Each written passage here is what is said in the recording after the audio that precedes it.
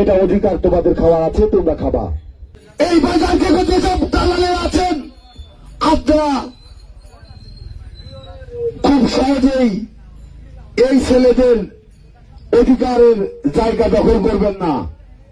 আর যদি করেন তাহলে এই ক্ষুধার্ত ছেলেরা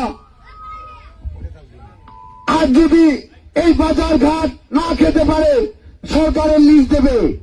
এই সকল ছাত্ররা বাপের কাছ থেকে ভিক্ষা করে নিয়ে এসে হলেও তারা বাজারে লিজ দেবে, কিন্তু আপনি 10 টাকা দিনে যখন 30 টাকা দিয়ে কিনবেন সে সামর্থ্য এদের নেই,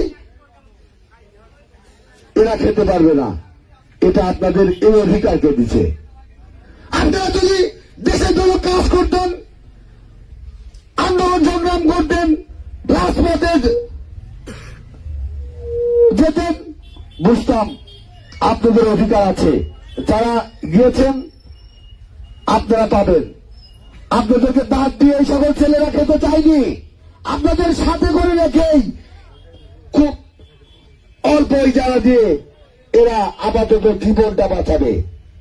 সরকার প্রশাসন এগুলো অপেক্ষা করে তোমরা দেশকে স্বাধীন করতে পেরেছ, সেহেতু এই সকল দালালদের প্রতিরোধ করেই তোমাদেরকে এই অধিকার ফিরিয়ে আনতে হবে। রাজি আছো না সবাই?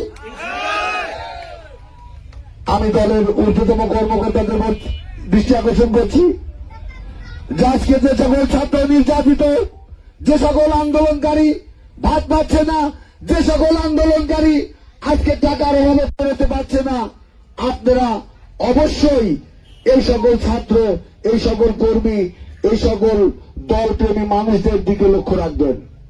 আন্দোলনের সঙ্গে যারা সম্পৃক্ততা ছিল তারাই এইগুলো খাবে, যে দলেরই হোক।